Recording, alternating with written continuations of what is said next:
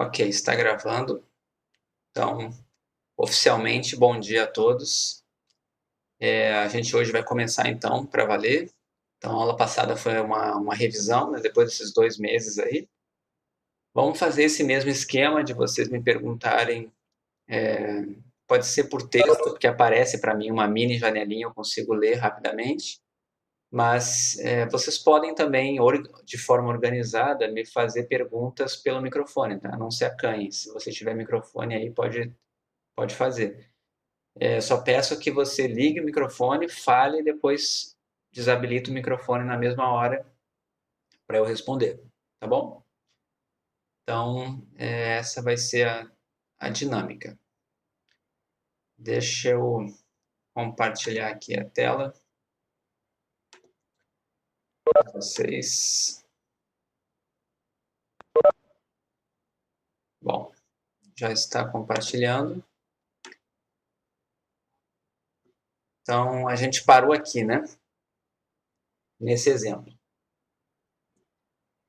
Se alguém não estiver vendo ou não estiver ouvindo, me fala, tá?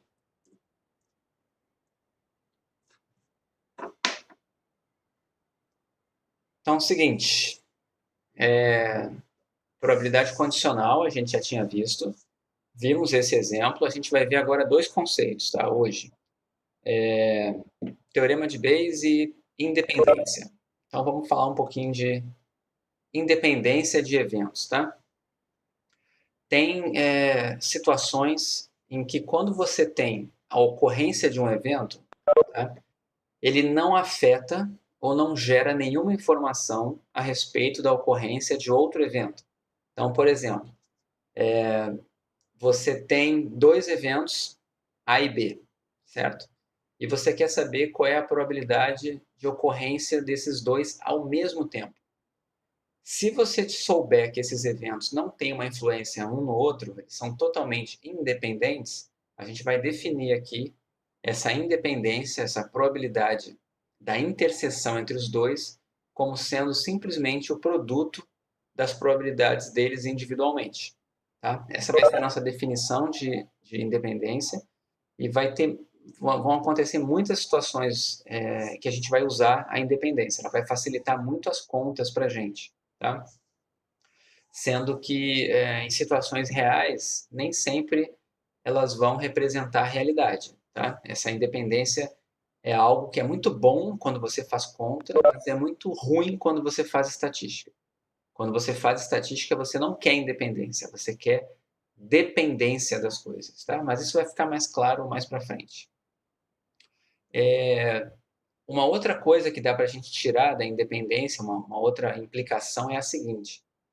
Se você sabe que dois eventos têm probabilidade não nula, ou seja, são dois eventos que podem acontecer, a gente pode definir independência dessa forma aqui também. Ó. Então, por exemplo, probabilidade de acontecer o evento A, dado que aconteceu o evento B, vai ser simplesmente probabilidade de acontecer o evento A. E probabilidade de acontecer o evento B, dado que aconteceu o evento A, vai ser simplesmente a probabilidade de ocorrência do evento B. Eu vou mostrar para vocês aqui o que eu estou dizendo. Né?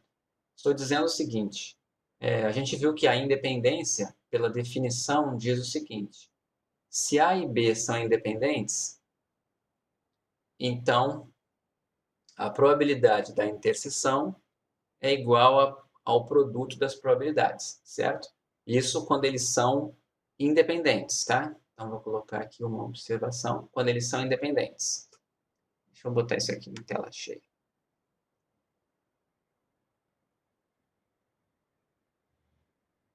Ok até aqui?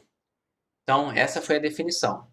Então, o que acontece se você calcular probabilidade de A dado B, certo?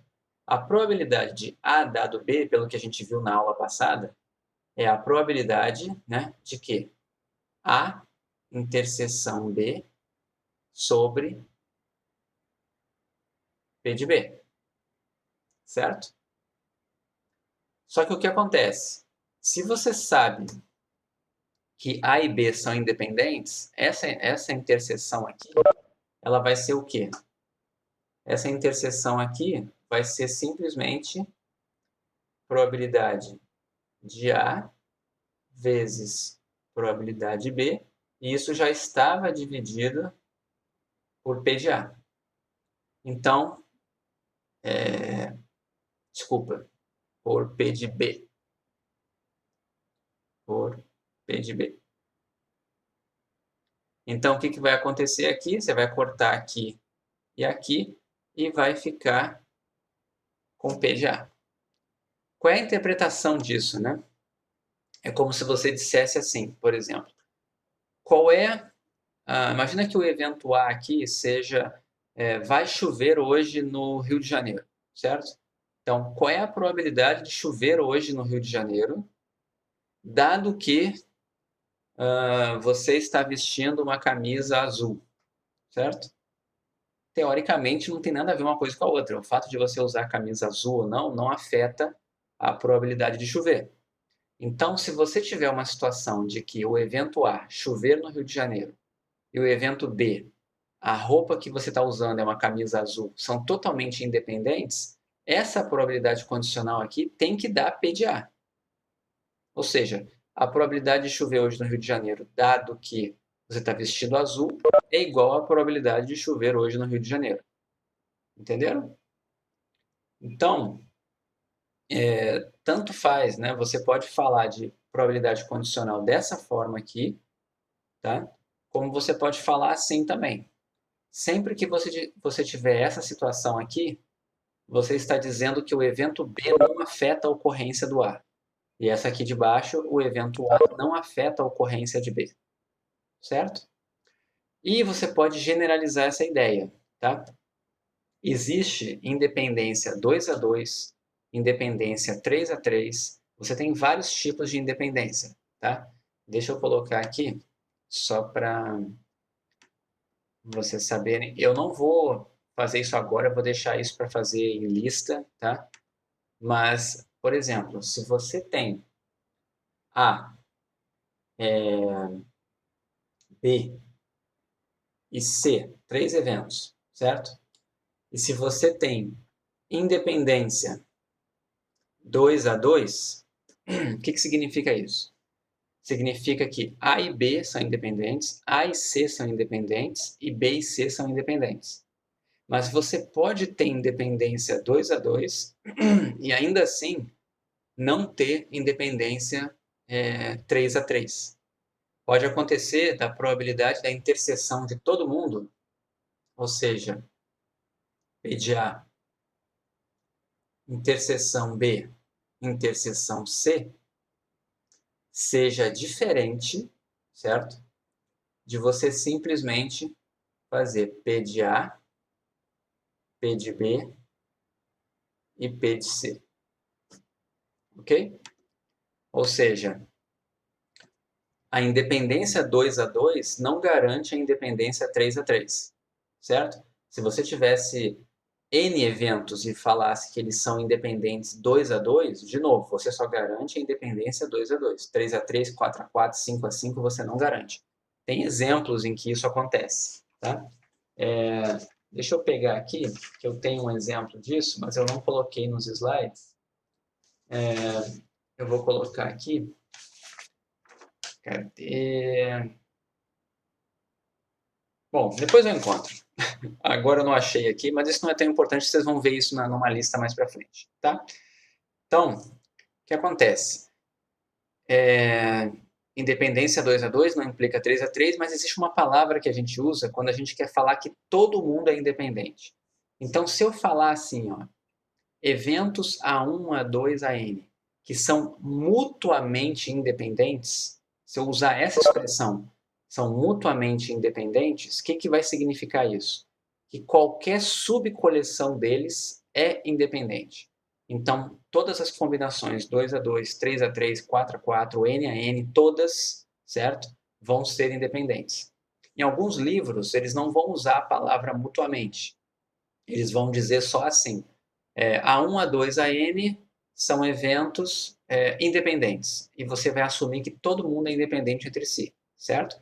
Mas, a rigor, você deveria dizer se eles são independentes 2-2, 3-3 ou mutuamente independentes. Entenderam isso? Eu vou tentar sempre deixar claro para vocês. Se a independência não for de todo mundo com todo mundo, eu vou dizer que eles são independentes 2-2, por exemplo. Tá? Isso vai ficar sempre claro aqui na disciplina. Tá bom? Então, só para fechar, né? Então, se você tiver K deles aqui, a probabilidade da interseção deles vai ser o produto de cada um deles individualmente, da probabilidade de cada um deles individualmente. Certo? Até aqui tudo bem? Vocês não estão respondendo? Um só respondeu, tá? Mas se mais gente responder, ajuda. Tá bom. Obrigado. Agora já várias pessoas responderam. Obrigado. Seguinte, um exemplo aqui, né? Seja uma população de N indivíduos, tá? Em uma comunidade onde 55% são brancos e 51% são mulheres. Se você selecionar um indivíduo ao acaso, qual é a probabilidade de que ele seja branco, tá? E homem? Eu estou chamando branco aqui de B e homem de M, tá?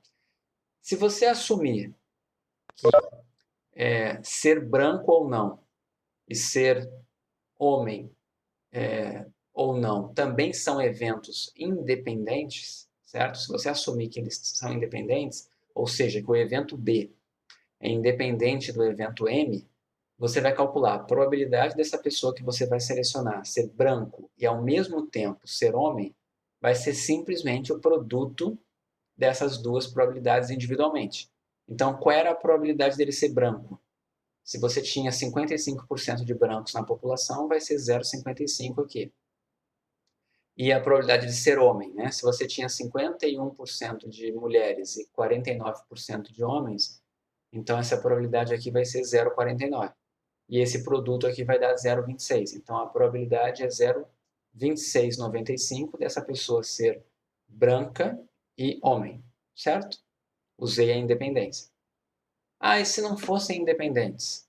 Você ia ter que supor que dependência é essa. Aí fica um pouco mais complexo. Vocês vão ver exemplos onde isso acontece. Ok? Então aqui tem um exemplo, tá? Vocês estão com um papel aí, estão com o R aberto, alguma coisa? Pensem nesse daqui, ó, tá? Vamos ver se vocês conseguem fazer. Isso aqui são dados reais, tá? É bem antigo, isso aqui é de 82. Lembrem que até os anos 70 não se sabia direito que o tabagismo fazia mal, né? Existiam estudos, obviamente, mas as pessoas fumavam e tinha gente que dizia que fumar não afetava tanto. Então, ainda acontecia muitos estudos desse tipo aqui, que são estudos para mostrar que o cigarro afeta, por exemplo, os recém-nascidos, né? Então, esse estudo aqui foi feito em Pelotas, no Rio Grande do Sul, é um artigo que foi publicado em 82, e pegaram todas as pessoas que nasceram lá em Pelotas, todas as mães, certo? Pelo menos os dados que eles tinham, né, oficiais, de hospital, e perguntavam lá, descobriam se a mãe tinha sido fumante durante a gravidez e se a criança nasceu com baixo peso, certo? E foi feita essa tabelinha aqui. Então, 7.226 bebês recém-nascidos.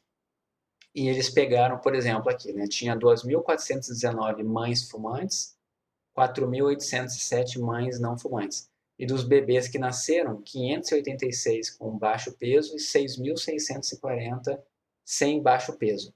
E esse A, B, C, D aqui, né, são as categorias onde você tem cada combinação. Tá? Então, por exemplo, será que fumar na gravidez afeta o baixo peso, o peso do bebê, né? Será que faz ele nascer com baixo peso? Uma maneira de você fazer isso é você avaliar será que eles são realmente independentes? Como que você faria para testar isso? Então, com esses dados da tabela 1, eu queria que vocês fizessem essa conta aqui, tá? Se fosse independente, se ter baixo peso ao nascer fosse completamente independente de ser fumante ou não, a mãe, quanto deveria ser a probabilidade de, de uma desse resultado, né? Que é bebê com baixo peso, interseção com mãe fumante. Ou seja, esse F interseção B. Quanto deveria ser essa probabilidade? Pensem um pouquinho que eu já dou o gabarito disso, tá? Lembre que se vocês quiserem, vocês podem me perguntar as coisas, tá? Podem falar, é como se a gente estivesse numa sala de aula, tá? Não se acanhem. E nesse momento eu nem estou vendo o rosto de vocês. Então, se vocês quiserem até aparecer, não tem problema, tá? Mas falem. Estão tentando fazer?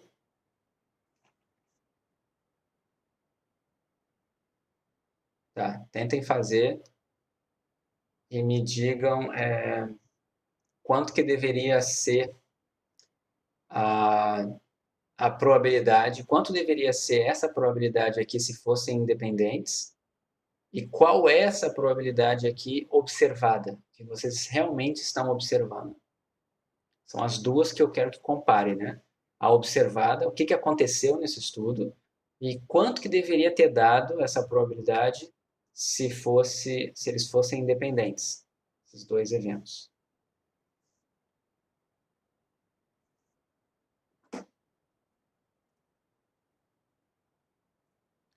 Vou dar mais 2 minutos para vocês fazerem. 1,5.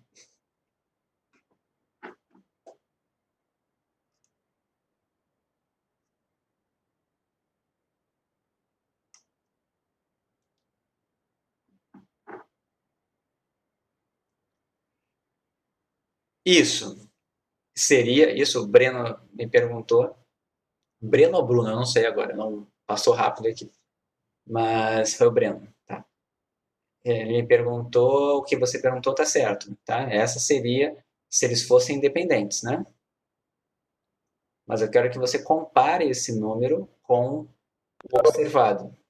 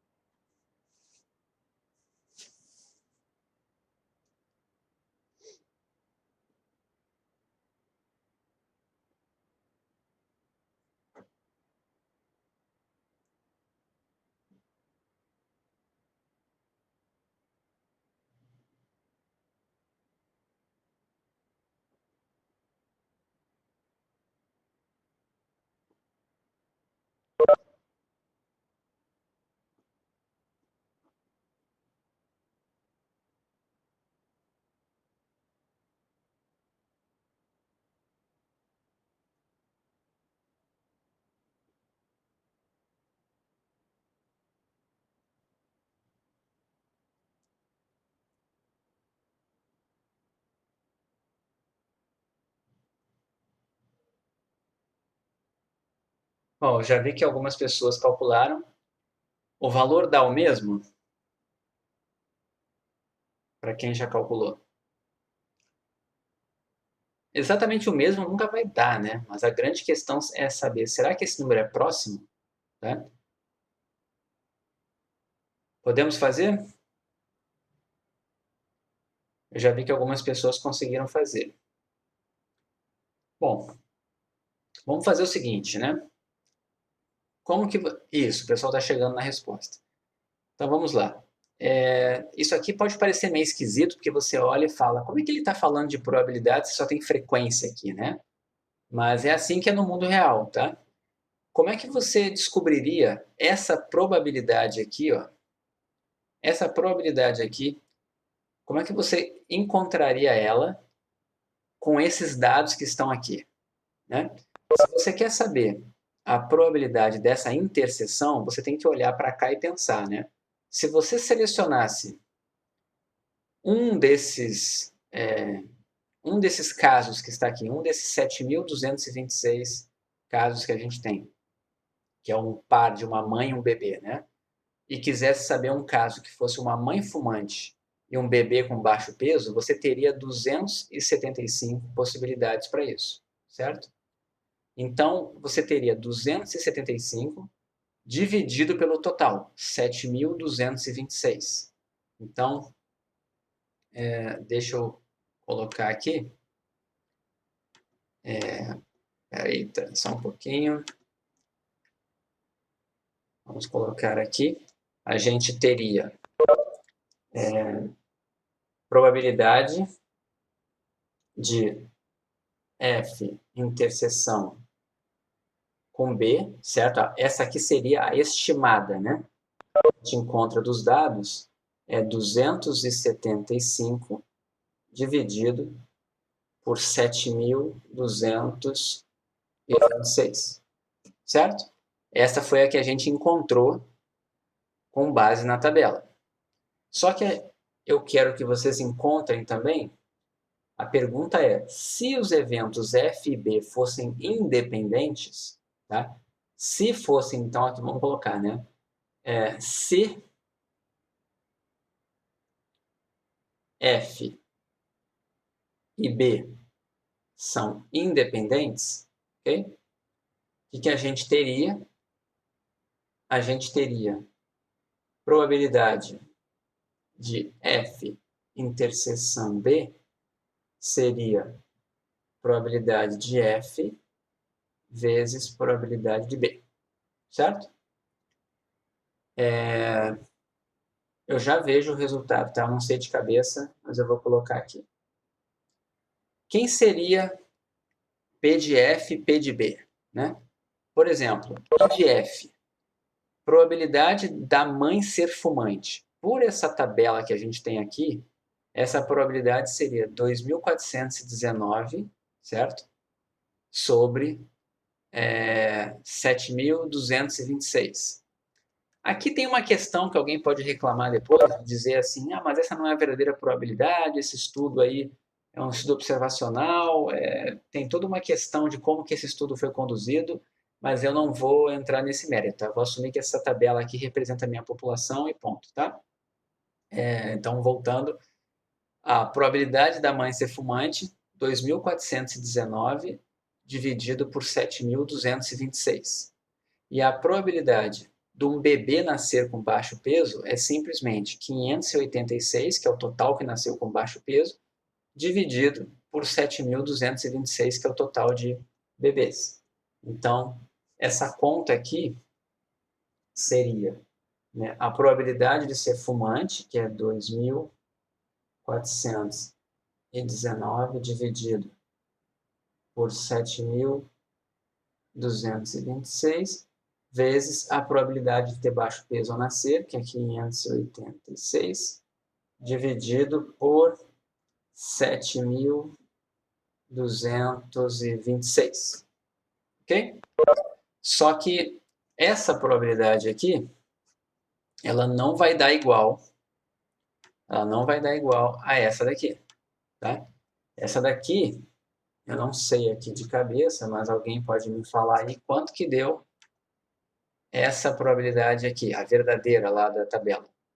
275 dividido por 7.226. 0,038, é o que estão me dizendo aqui. Certo? E alguém chegou a fazer essa daqui? Quanto que dá esse produto aqui?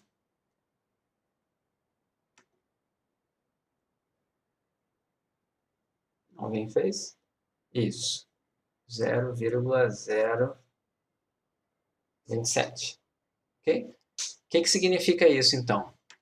Se fosse independente, você esperaria 2,7% de casos, certo? De mães fumantes e bebês com baixo peso. Mas o que você observou na prática foram 3,8%. Aí você vai dizer, pô, é pequeno, mas pô, é bastante. Isso aqui é um percentual muito maior do que esse daqui, tá? Então, quanto que é 38 sobre 27? Né? Alguém faz aí para mim 38 dividido por 27? Para eu não ter que trocar a janela aqui. 38 dividido por 27. 1,4, ou seja, 40% maior, certo? Se isso aqui é 40% maior, é como se você estivesse dizendo que esse número ele é significativamente maior, tá? Para provar que é significativo, você teria que fazer algumas técnicas estatísticas, tá? 1,7, não. Ah, tá, tudo bem, mas é 1,4, né? 40%. O que importa é, esse número aqui é diferente. E se ele é diferente, você tem uma evidência de que baixo peso ao nascer e ser fumante ou não a mãe não são eventos independentes, certo? Do ponto de vista de estudo, você acabou de encontrar dois eventos dependentes. Isso é bom, tá? Porque você tem algo que vai te trazer informação para tirar conclusões depois. Quando você tem as coisas independentes, você não tira conclusão nenhuma, certo? Então, assim, dependência, como eu tinha dito, é bom quando você está estudando, quando você tem uma teoria que você quer provar, uma relação de causa e efeito, mas, por outro lado, matematicamente falando, quando você vai fazer as contas analíticas, vai ficando mais complicado, porque facilita muito as contas você poder usar isso daqui, certo? Então, em resumo, numa prova, vocês vão querer muito que as coisas sejam independentes. Mas depois de formados, vocês não vão querer que as coisas sejam independentes. É mais ou menos essa a ideia.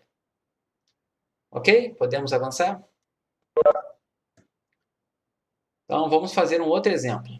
Tá? Esse exemplo aqui também é muito bom, que é o exemplo que mostra por que vale a pena você ter circuitos em paralelos e não circuitos em série.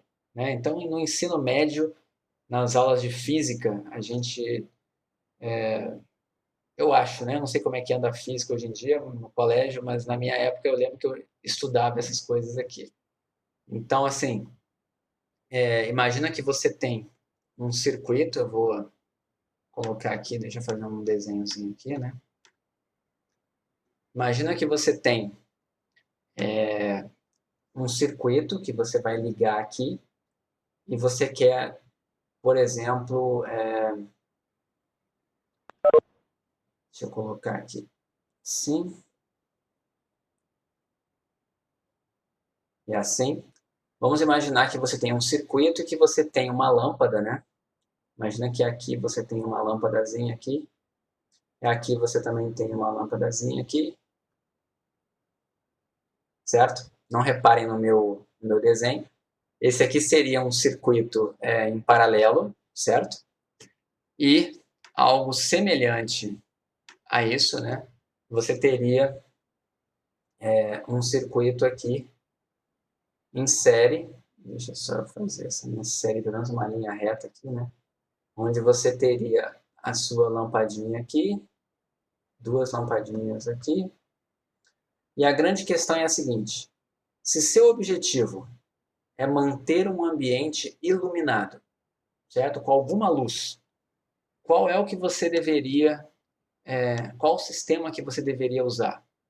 Quando você usa um sistema em paralelo desse aqui, né?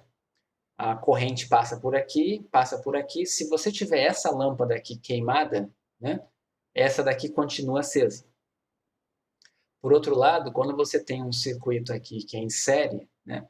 Se essa lâmpada aqui ou essa lâmpada aqui queimarem, nada mais acende, certo? Então, você vai ter um problema. Na verdade, aqui vai ser. Só um pouquinho. Deixa eu só ver se eu falei de lâmpadas. É isso mesmo. Deixa eu ler o problema, né? Então, assim, considere um circuito contendo duas lâmpadas ligadas em série e outro circuito com duas lâmpadas em paralelo, tá? O primeiro circuito funciona somente se as duas lâmpadas estiverem funcionando, enquanto que o segundo funciona se pelo menos uma das lâmpadas funcionar, tá? Que é aquela ideia do paralelo funciona só com uma e o em série tem que estar as duas funcionando, né? Aquelas lampadinhas de árvore de Natal, antigamente era muito assim, né? Tudo em série. Hoje em dia eles têm algumas são em paralelo, né? Então aqui, sejam os eventos A, circuito funciona, e LI, lâmpada I funciona, certo? Então eu vou chamar aqui de P de LI, que é probabilidade da lâmpada I funcionar, eu vou chamar de P. O que significa isso? Tanto a lâmpada 1 quanto a lâmpada 2 têm a mesma probabilidade de funcionar. E essa probabilidade é P. Tá? Eu vou assumir também que essas lâmpadas aqui, elas funcionarem ou não, elas são independentes entre si. Tá? Então, o fato de uma lâmpada funcionar não afeta a outra lâmpada funcionar. E eu quero calcular a probabilidade, tá, do circuito funcionar. Isso se chama confiabilidade do circuito. Tem toda uma área dentro da engenharia chamada confiabilidade e dentro da estatística chamada análise de sobrevivência, né? E também chamada de confiabilidade, que trabalha com coisas desse tipo. Tá? Então a pergunta aqui é, qual é o P de A? Eu quero que você calcule P de A para o circuito em série e P de A para o circuito em paralelo, certo? Então, por exemplo, para o circuito em série, tá? Para esse circuito em série, para ele funcionar, você precisa fazer, eu quero calcular P de A, certo? Aliás, acho que a gente pode fazer junto, né? Eu quero fazer P de A, probabilidade do circuito funcionar nos dois casos. Se ele for em série, pensem aqui junto comigo, tá? Se o circuito for em série, o que tem que acontecer para o circuito funcionar? Esse evento aqui, circuito funcionar, ele é exatamente equivalente a acontecer o quê? O que tem que acontecer para o circuito funcionar? Exatamente. Thiago falou, as duas têm que funcionar. O que significa, então, as duas terem que funcionar? Eu tenho dois eventos aqui. Eu tenho L1 e L2. Tá? L1 é lâmpada 1 funciona e L2, lâmpada 2 funciona. Então, o que eu estou dizendo é que quando você tem o seu circuito em série, tá? Esse aqui é o circuito em série, a probabilidade dele funcionar é a mesma coisa que calcular a probabilidade disso aqui acontecer, certo? O que é isso daqui acontecer? Vamos olhar lá. O que quer dizer L1? Lâmpada 1 funciona. Tem que acontecer isso, mas não basta acontecer isso. Tem que acontecer ao mesmo tempo L2. Todo mundo entendeu? Esses dois eventos têm que acontecer ao mesmo tempo para que o circuito funcione. E quanto que vai dar essa probabilidade, certo? A gente tinha visto ali que esses eventos eram independentes, ou seja, uma lâmpada e a outra lâmpada são independentes. Então isso daqui vai ficar probabilidade de L1 vezes probabilidade de L2. E se você tem essas probabilidades aqui, lá no problema dizia que a probabilidade da lâmpada 1 funcionar é P. E a lâmpada 2 funcionar também é P. Então, isso daqui é P ao quadrado. Então, a confiabilidade desse circuito é P ao quadrado. O que quer dizer isso, né? O que é P? Né? P é a probabilidade da lâmpada funcionar. Se a lâmpada tiver uma probabilidade muito baixa de funcionar, por exemplo, 0,1, a probabilidade do circuito funcionar vai ser 0,1 ao quadrado. Certo? Se ela tiver uma probabilidade muito alta de funcionar, tipo 0,9, a do circuito como um todo vai ser 0,9 ao quadrado. Entenderam a ideia? Então, essa daqui seria para uma lâmpada. E como que seria para o caso em paralelo? Se você tem essa situação aqui, como é que você ia fazer essa conta aqui? Eu quero saber a probabilidade do circuito funcionar, só que agora assumindo que ele está em paralelo. Tá? Então, o começo é igual, né? P de A. E está em paralelo. Como é que vai ficar esse aqui, então? Quando é que o circuito... alguém me perguntou, é a união? Sim, é exatamente a união. Tá? Por quê? Porque para o circuito funcionar, o que tem que acontecer? Tem que acontecer ou a lâmpada 1 funciona, ou a lâmpada 2 funciona, ou ambas funcionam. E isso é exatamente a definição de união. Não, não é isso que foi colocado ali. Não é simplesmente a soma. Tá? Mas vamos colocar aqui. É exatamente isso daqui. Ó. Porque é ou a lâmpada 1 funciona, ou a lâmpada 2 funciona. Ou as duas funcionam. Certo? É isso que vai ser o caso em paralelo. E aí, como que vai ficar isso? Isso aqui vai ficar. Lembra de P de A união B? O que que era?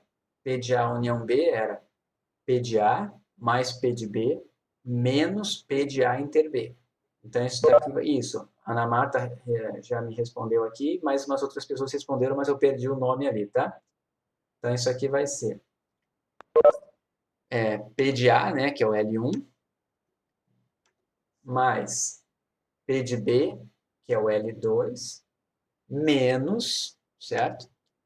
Porque eles não são eventos disjuntos, né? Então, isso daqui vai ser P de L1 interseção com L2. Ok? Então, só para a gente fazer um paralelo aqui, a gente já sabe que P de L1 é P, P de L2 é P, e quanto que vale essa interseção aqui? A gente já tinha feito a conta ali em cima, é P ao quadrado, certo? Então, toda essa conta aqui vai dar simplesmente P mais P menos... Não, desculpa.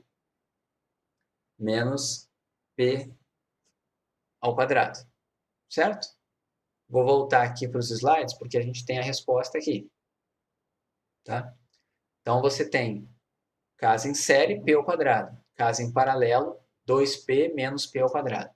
E olha o que acontece graficamente para a gente entender, né? Se você tivesse lâmpadas ruins, certo? Imagina que você tem uma lâmpada que tem só 0,2 de probabilidade de funcionar. Se você tiver o circuito em série, o seu circuito tem essa probabilidade aqui de funcionar, quase zero, certo? Mas se você tem um circuito em paralelo, essa sua probabilidade já fica próxima de 0,4, mesmo tendo uma lâmpada com probabilidade 0,2, certo? Quando você tem uma lâmpada com probabilidade meio de funcionar, olha o que acontece aqui. A probabilidade dela em paralelo, em série, funcionar é 0,25. Mas em paralelo, ela já é quase 0,8, certo? E essa vermelha aqui sempre vai ser maior do que a azul, certo? Claro, se as duas lâmpadas sempre funcionarem, tiverem probabilidade 1 de funcionar, vai ser equivalente. As duas, nos dois casos, o sistema vai ter probabilidade 1 de funcionar. Mas por isso a vantagem, né, do sistema em paralelo, porque eu estou trabalhando com a união e não com a interseção. Ok? Todo mundo entendeu esse exemplo? Conseguiram acompanhar? Então vamos adiante. Uma coisa muito importante, tá? Eventos excludentes não são independentes, tá? É uma coisa que é muito comum a gente pensar e achar que quando a interseção é zero, os eventos são independentes. Não, é o oposto, tá? Na verdade, quando você tem eventos... deixa eu voltar lá mesmo. Esse exemplo tá bom. Quando você tem eventos excludentes, ou seja, eventos disjuntos, é o contrário. Você tem certeza absoluta que eles são dependentes. Eles jamais vão ser independentes. Tá? Aqui tem um exemplo. Seja uma população com 50% de mulheres. Tá? Então, se você definir aqui o evento pessoa do sexo feminino como sendo F, tá? Você sabe que probabilidade de F é meio. Então, F complementar, que seria ser homem, é meio também. Tá? Ó, dessa população, 10% delas estão grávidas. Então, é o seguinte, você tem aqui probabilidade de estar grávida 0,10. Ok? Considere que uma pessoa será selecionada dessa população e defina os eventos, dois eventos aqui. Pessoa é do sexo feminino e pessoa está grávida, ok? E imagina que eu quero calcular essa probabilidade aqui, ó. Probabilidade, o que isso aqui está me dizendo? O que é F complementar?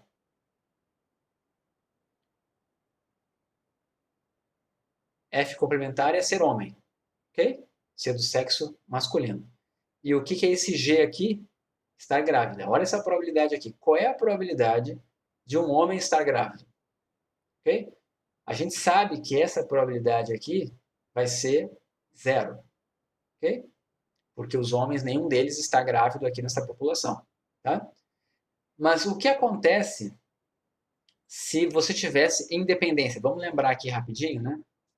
Por exemplo, quando você tem que A e B são independentes, quanto vale P de A dado B? P de A. Ok? É como se o B não afetasse o A. Tá claro aqui? Então vamos olhar aqui. Se fosse verdade que esses dois eventos aqui são independentes, essa probabilidade aqui, ó, probabilidade de ser homem, dado que está grávido, tinha que dar igualzinho à probabilidade de ser homem. Só que a probabilidade de ser homem é meio. E meio é diferente de zero. Certo? Então, eles não são independentes. Outra forma de enxergar a independência, né? Agora olhando essa definição aqui, ó, tá? P de A interseção B, quando são independentes, é P de A vezes P de B. Então vamos olhar para cá. Eu quero saber qual é a probabilidade de ser homem e ao mesmo tempo estar grávida, certo? Essa probabilidade aqui, tá? Se fossem independentes, tá? Seria essa probabilidade aqui vezes essa probabilidade aqui. Não, desculpa. Se fossem independentes, seria essas duas probabilidades aqui, né? A probabilidade de ser homem vezes a probabilidade de estar grávida, certo? Só que a probabilidade da pessoa estar grávida aqui, nessa população, é 0,10. E a probabilidade de ser homem é 0,5, certo? Esse produto aqui não é zero. E o que a gente tem, na verdade, calculado aqui? Se você fizer essa conta, né? Isso aqui é como se fosse P de A interseção B. Eu posso escrever como P de A dado B vezes P de B. Então, eu vou escrever desse jeito aqui. Quanto vale essa probabilidade aqui? Essa daqui vale 0,10 e essa daqui vale zero. Então, de novo, essa probabilidade toda aqui é zero e essa probabilidade toda aqui é 0,5 vezes 0,1. Então, não bate. A probabilidade da interseção não bate como o produto das probabilidades de cada um dos eventos. Então, os eventos ser homem e estar grávida, apesar de serem excludentes, não são independentes. Eu vou colocar um aqui para vocês fazerem depois. Tá? E aí depois vocês me digam quanto que dá. Tá? Vou colocar aqui um exemplo. Sejam, eu vou colocar aqui um ômega, que é 1, 2, 3, 4. Tá? Isso aqui não está nas notas de aula, tá? Então vocês podem copiar esse daqui. Então tem um ômega, que é 1, 2, 3, 4. Então um experimento que tem 4 resultados possíveis. Tá? Vamos assumir que P de ômega I é 1/4. Então eu estou dizendo que esse resultado, esse são todos equiprováveis com probabilidade 1/4. Tá? E eu vou definir 3 eventos aqui. Eu vou definir o evento A como sendo o 1 e o 2. Eu vou definir o B como sendo o 1 e o 3. E eu vou ainda definir o C como sendo 4. Certo? E aí eu vou perguntar para vocês duas coisas, tá? Então a primeira pergunta é: A e B são independentes? E a segunda pergunta é: A e C são independentes, tá? E aí vamos colocar aqui, só para vocês não esquecerem, então, são duas perguntinhas aqui, né? A e B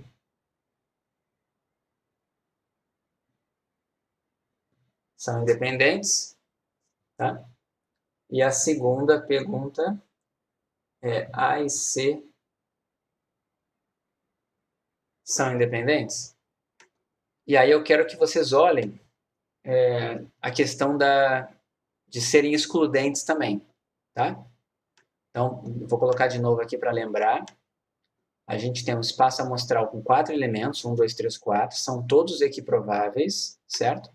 E estamos definindo 3 eventos. Evento A é ocorrer o 1 ou o 2, o evento B é o 1 e o 3, ou o 3, e o C ocorrer o 4. Aí minha pergunta aqui é: A e B são eventos independentes?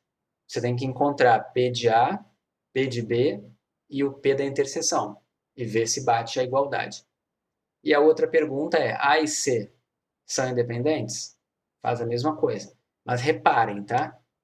A e B são eventos excludentes ou eventos disjuntos? A e B. Alguém me responde aí? Não, não são excludentes, porque tem o elemento 1 aqui dentro. Mas e o A e o C? São excludentes? São excludentes, certo? Então eu quero que vocês façam essa conta para vocês verem o que acontece na prática, tá? Mas não agora, façam depois. Se tiver dúvida, me perguntem, tá? Todo mundo entendeu? Então vamos voltar aqui para a apresentação. Estou fechando a parte de independência e vou entrar agora na parte mais interessante, tá? Que é a parte de teorema de Bayes e teorema da probabilidade total. Para que serve esse teorema de Bayes e o teorema da probabilidade total? Tá? Imaginem essa situação que eu estou colocando aqui. Tá? Imaginem que você tem o ômega, que é o seu espaço amostral, tá? Então essa região aqui. Imagina que você está interessado em estudar um evento B aqui dentro, certo? Então defini esse amarelo aqui como sendo meu evento B. E imagina que de alguma forma você consegue criar uma partição. O que significa uma partição? Tá? É quando você pega o seu ômega e cria vários eventos, todos excludentes, todos disjuntos entre si. Nota que o A1 e o A2 não têm interseção. Tá? O A2 e o A3 não têm interseção. O A3 e o A4 não têm interseção. Nenhum dos As aqui tem interseção entre si. Certo? Mas, por outro lado, eles formam uma partição, porque se eu fizer a união deles, se eu unir todos os As, eu tenho exatamente o ômega, certo? Então, sempre que eu tiver uma situação em que eu tenha um evento de interesse, um P de B aqui, um B que eu estou interessado, e eu consiga fazer uma partição, eu consigo calcular duas probabilidades interessantes aqui. Uma é quem é P de B. Eu consigo calcular o P de B a partir dos P de As, certo? E outra coisa, eu consigo calcular o P de A de qualquer um desses As aqui, dado que eu sei que o B aconteceu, tá? Então, é basicamente essa a ideia. Você tem que sempre imaginar um evento e uma partição. Se eu quiser saber a probabilidade desse evento que está aqui dentro, eu vou usar o que a gente chama de teorema da probabilidade total. Se eu quiser saber a probabilidade de qualquer uma dessas parcelinhas que estão aqui fora, dado que você sabe se aconteceu ou não o evento B, você vai utilizar o que a gente chama de teorema de Bayes. Tá? E eu vou explicar de onde vem isso agora. Tá bom? Então, vamos voltar aqui. Teorema da probabilidade total. O que ele diz para a gente? Tá? Quando o nosso espaço amostral pode ser particionado em N eventos disjuntos, certo? Então, eu estou pegando o nosso ômega e particionando ele em N pedacinhos. Tá? De novo, se eu estou particionando, eles têm que todos serem excludentes. Tá bom? Eu posso utilizar essa minha partição para encontrar as probabilidades de um evento B. Tudo isso usando probabilidade condicional. E qual vai ser a fórmula que a gente vai usar? Vai ser essa expressão aqui, tá? Que vocês vão acabar decorando pela prática, mas eu vou mostrar para vocês de onde vem essa expressão aqui, tá? Então, para você calcular o P de B, você vai fazer uma soma de uma probabilidade condicional vezes as probabilidades individuais dos AIs, tá? E eu vou mostrar, deixa eu só voltar aqui antes do exemplo, da onde isso vem, tá? Então, vamos fazer um desenho aqui. Deixa eu trocar. Não, pode ser aqui mesmo. Eu vou fazer aqui. Então é o seguinte, eu vou ficar alternando nessa figura aqui, tá? Imaginem que eu quero calcular P de B, tá legal? Quero calcular o P de B. Então, para eu fazer essa conta, a primeira coisa que eu tenho que fazer é escrever, eu quero P de B. Certo? Até aqui tudo bem? Então vamos. Para eu calcular P de B, a gente aprendeu um macete nas primeiras aulas, né? Todo evento pode ser escrito dessa forma aqui. Vocês concordam? Vocês lembram disso aqui? O P de B interseção com ômega sempre vai ser... O B interseção com ômega sempre vai ser B. Por quê? Porque o B está dentro do ômega. Certo? E aí qual é o macete, né? Se o P de B tem essa interseção com ômega, eu posso escrever esse ômega de um jeito esperto. Como é que eu vou escrever esse ômega? Eu vou escrever esse ômega da seguinte forma. Eu vou fazer aqui P de B, interseção. Quem é o meu ômega? Então vamos olhar para o desenho. Esquece agora o amarelo, certo? O meu ômega pode ser escrito como a união de todos esses AIs aqui. Ó. Esses 15 AIs aqui podem ser escritos. Se eu fizer a união deles, vai dar o ômega, certo? E se fossem N AIs, seria a união de N eventos. Então, o que eu estou dizendo é que eu poderia escrever isso aqui como sendo A1, união com A2, união com A3 e assim por diante. Vou botar aqui 3 pontinhos, união com AN e fecha aqui. Concordam com o que eu fiz até aqui? Eu estou escrevendo o ômega como essa união de vários ANs. Uma outra coisa interessante, eu já usei essa notação uma vez, o A1 e o A2 eles são disjuntos, certo? Então a gente pode colocar esse aqui, ó, esse sinalzinho de mais em cima, é uma notação que não é obrigatório usar, mas ela ajuda a gente a lembrar que essas uniões aqui são de eventos disjuntos. Tá legal? Até aqui tudo bem? Posso continuar? Então vamos lá. Eu estava aqui nessa igualdade, eu vou continuar nela. Isso aqui vai ficar P de B, interseção, e agora eu vou escrever isso aqui de uma forma única. Essa união disjunta, certo? Mas deixa eu apagar esse de cima aqui. É a união para ir variando de 1 até N dos AIs. É uma outra maneira de escrever. Ok? A união de todo mundo. Então, isso aqui significa A1 união com A2, união com A3, até a união com a N. Tá legal? Agora, o que acontece? Isso aqui é só a maneira de escrever. Vocês lembram lá das propriedades? Como é que a gente fazia para fazer essa conta aqui, né? Como é que eu faço B interseção A1 união A2? Vocês lembram como é que ficava? Ficava B interseção com A1 união com B interseção com A2. União B interseção A3. Vocês lembram disso? Estão lembrados? Espero que sim. Tá? Isso aqui são as propriedades associativas, né, que a gente tem dos eventos. Então, esse cara aqui, ele vai ficar assim. Ele vai ficar a probabilidade, vou colocar um colchete aqui porque vai ficar grande, tá? Vai ficar B interseção com A1, ok? Esse aqui é o primeiro. União disjunta B interseção com A2, ok? Aí depois, união, vou colocar 3 pontinhos aqui, porque seria B interseção com A3. Depois, união B interseção com A4. E assim por diante, até chegar no último termo, que seria B interseção com a N, fecha aqui e fecha aqui, certo? Então, eu vou ter esse mundo de interseções aqui, tá legal?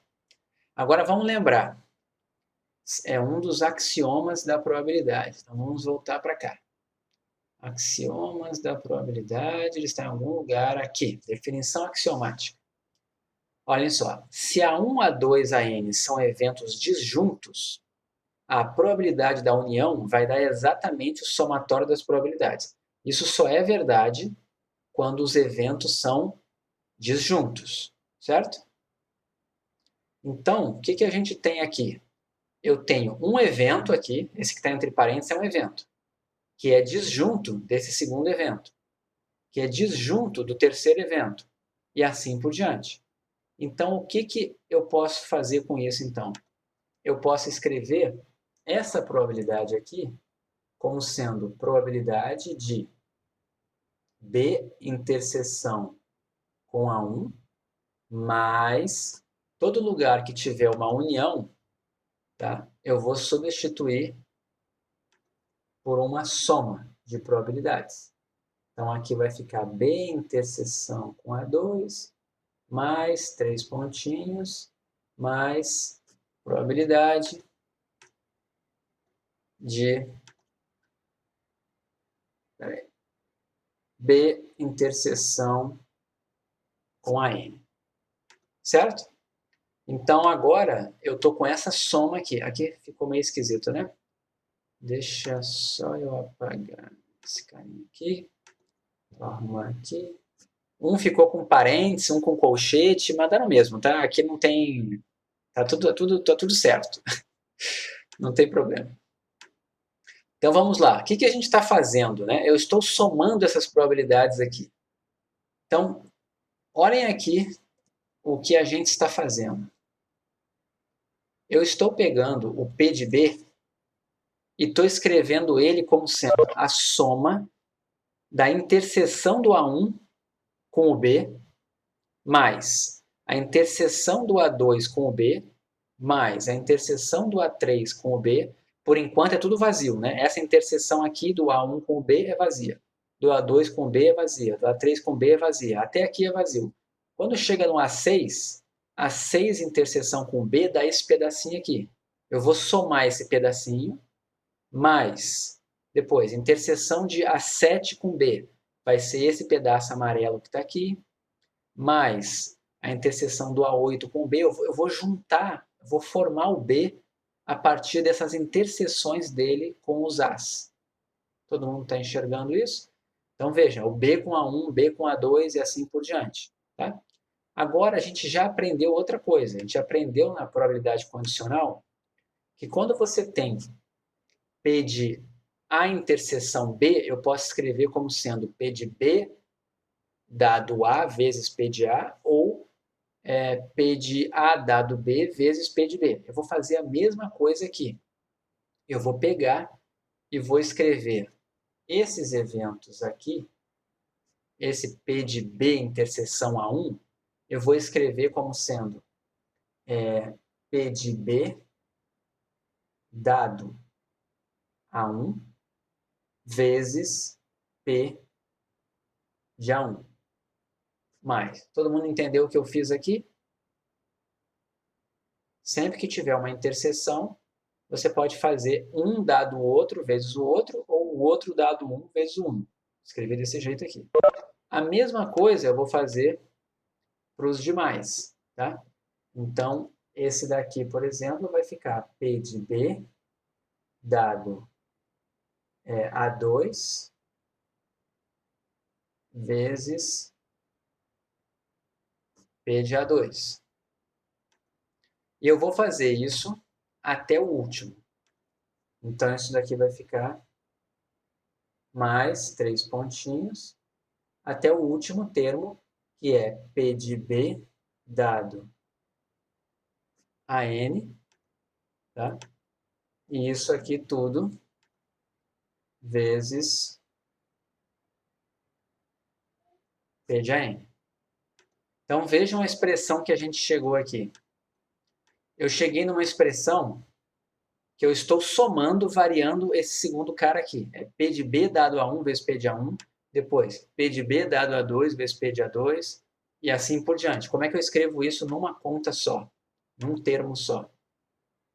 Simplesmente como somatório de I variando de 1 até N, de P de B dado a I, vezes P de AI.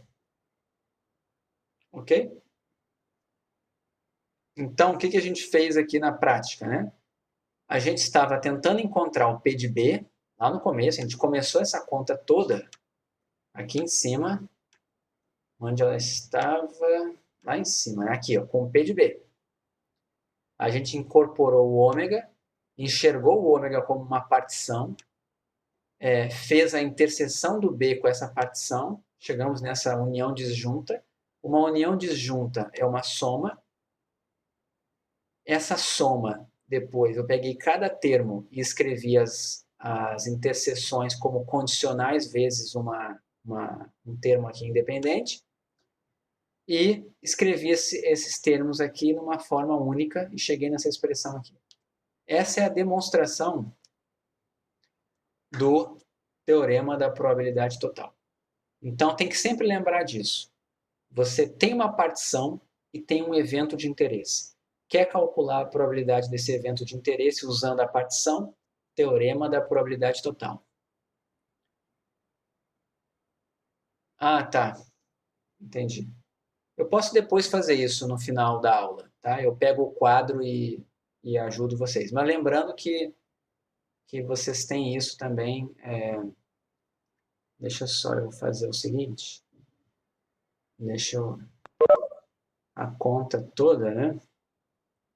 Ela foi... Deixa eu colocar aqui.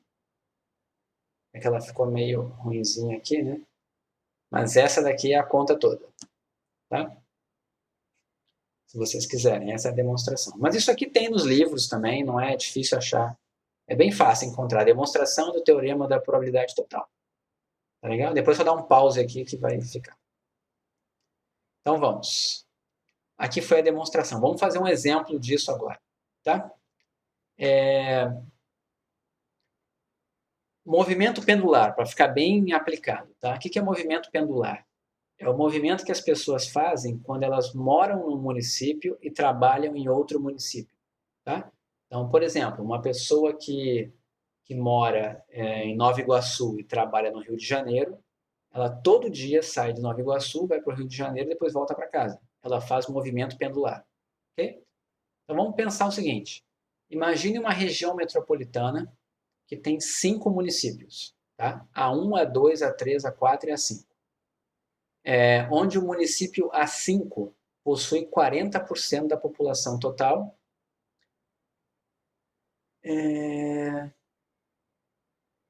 Espera só um pouquinho. A Milene perguntou como é que calculou o P de B. Não, eu calculei o P de B aqui, ó, tá? O P de B, aqui que você está perguntando?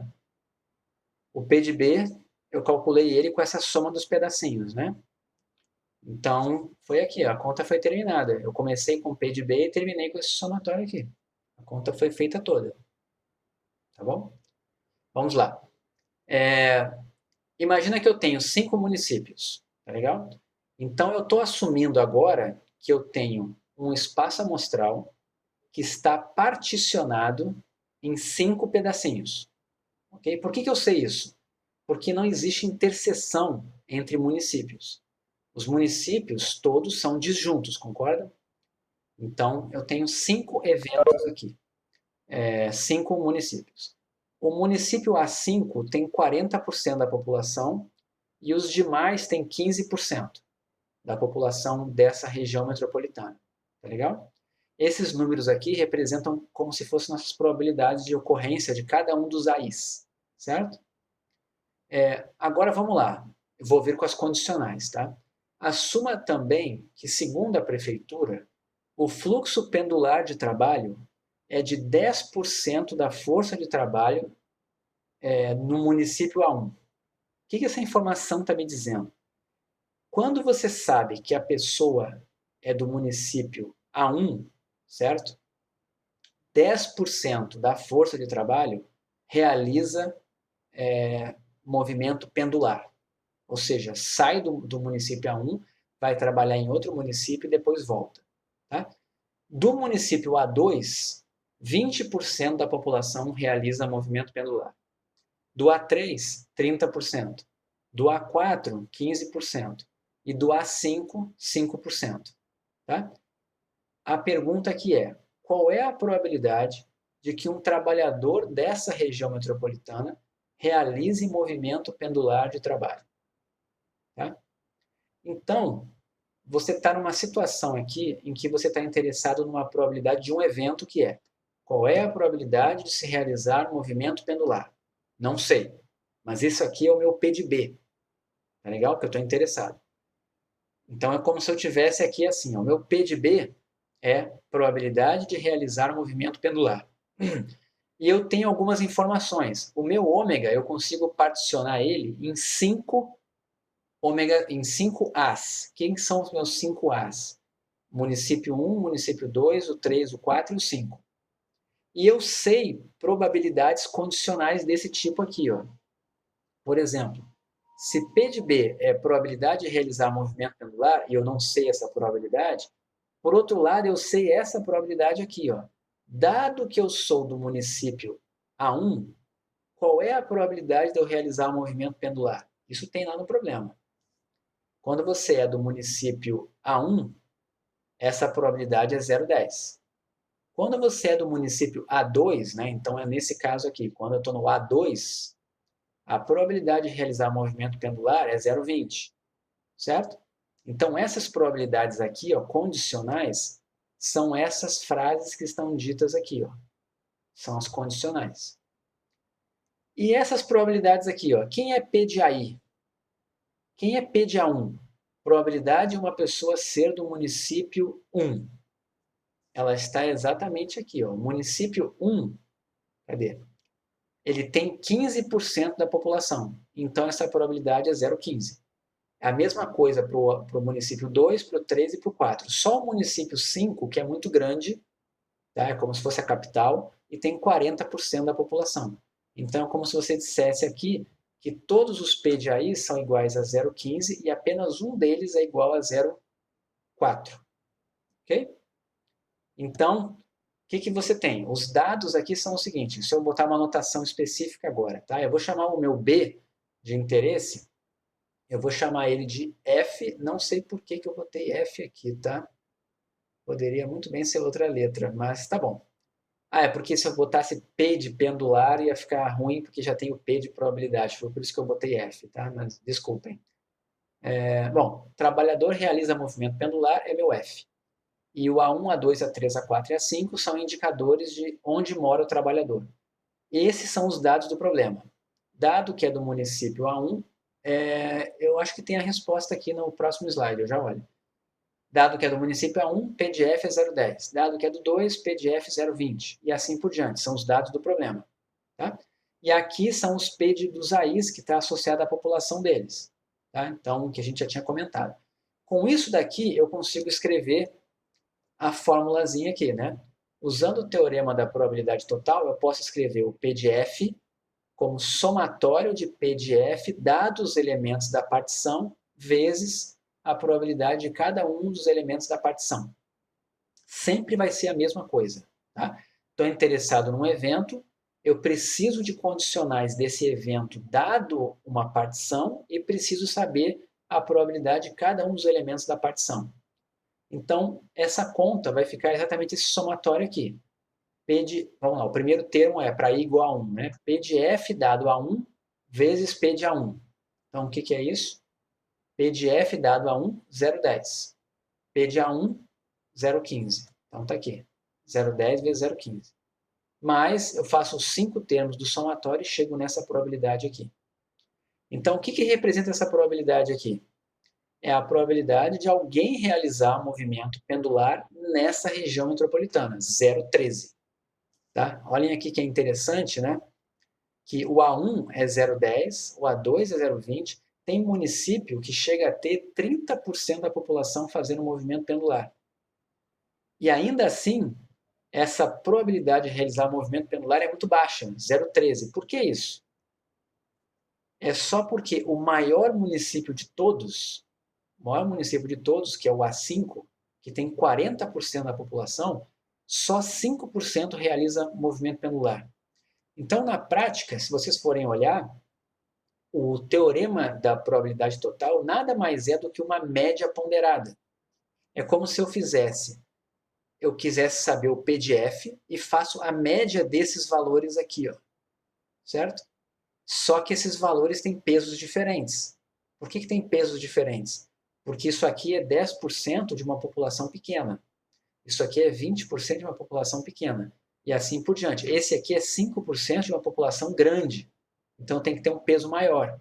Então é como se eu fizesse 0,10 vezes 0,15, 0,20 vezes 0,15, 0,30 vezes 0,15, 0,15 vezes 0,15 e 0,05 vezes 0,40. É uma média ponderada. Ok? É isso que é o teorema da probabilidade total. E chega nesse 0,13 aqui.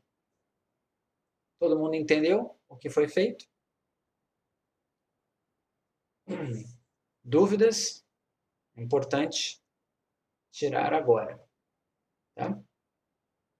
Guardem sempre isso. Tá? Eu lembro quando eu aprendi essa matéria, eu ficava sempre perdido quando que eu tinha que usar teorema da probabilidade total e quando que eu tinha que usar teorema de Bayes. Tá? Então, para não esquecer, lembre disso. Teorema da probabilidade total é para achar uma probabilidade de um evento. Certo? Não é para achar probabilidade de um evento dado outro. Ele é para achar a probabilidade de um evento e ele usa na conta as probabilidades desse mesmo evento dado outros eventos. Certo? Porque é muito comum no mundo real a gente não conhecer o P de B, mas conhecer o P de B dado que você sabe uma informação adicional. Nesse caso aqui, saber o município de origem. Tá? Então, por isso que nesse exemplo aqui, a gente tem várias informações adicionais aqui sobre o movimento pendular, sabendo o município de origem. Mas se você não sabe o município de origem, a única maneira de calcular o P de F é fazendo via teorema da probabilidade total. Ok? Bom, aí agora sim, teorema de Bayes, né? Esse aqui é o pai da inferência bayesiana, vocês vão entender isso mais para frente, tá? Por que é assim? E ele basicamente, tá, a definição de teorema de Bayes está baseada no teorema da probabilidade total e na probabilidade condicional, que vocês já viram também na aula passada, que a gente revisou na aula passada. Né? Então, o que foi que o Bayes fez lá em 1763? Tá? Ele fez o seguinte, a gente tinha falado antes que a gente estava interessado num evento B, certo? Está interessado num evento B, e você consegue encontrar, e você tem à disposição a probabilidade desse evento B dado uma partição. A pergunta é, e se eu quisesse saber o contrário? A probabilidade do valor aqui de ocorrência de uma partição, de uma das parcelas da partição, se eu sei que o B aconteceu. É o contrário. Então, o que acontece aqui? Ao invés de eu estar interessado no P de B, eu estou interessado numa das parcelas aqui da minha partição, dado o B. Tá? Então, se eu fosse voltar para aquela nossa figurinha, né? Teorema da probabilidade total, quero saber a probabilidade do amarelo. Teorema de Bayes é qual é a probabilidade de acontecer o A1, dado que eu sei que o B aconteceu. Usa teorema de Bayes. Ou, qual é a probabilidade de acontecer o A9, dado que o B aconteceu. Tudo isso é teorema de Bayes. Entenderam a ideia? Então, vamos lá. Como que faz isso? Tá? Vamos pensar só em probabilidade condicional tradicional para a gente não errar aqui. P de AI dado B, tá? Então, deixa eu botar aqui de novo 100% para poder enxergar. Vamos aqui para baixo. Parei aqui, né? Então, vou dar um espacinho aqui. A gente quer calcular isso daqui, ó. P de AI dado B. Seja lá qual for o I, você que escolhe, tá? Pela definição de probabilidade condicional, a gente já sabe quanto que isso aqui vale. Isso daqui vai ser, né? P de A dado B é o quê? P de A interseção B dividido por P de B. Concordam? Até aqui? Então tá, até aqui tudo bem. Agora vamos olhar esse aqui de cima. Isso aqui é um P de A interseção B. Eu posso escrever, sempre que eu tiver uma interseção, eu posso escrever ela como um condicional. Como que eu posso fazer isso? Eu posso fazer P de B dado A vezes P de A, ou P de A dado B vezes P de B. Só que se eu fizer P de A dado B vezes P de B, eu volto para o começo. Eu vou fazer P de B dado A vezes P de A. Então, isso aqui eu vou fazer em cima. P de B dado AI vezes P de AI sobre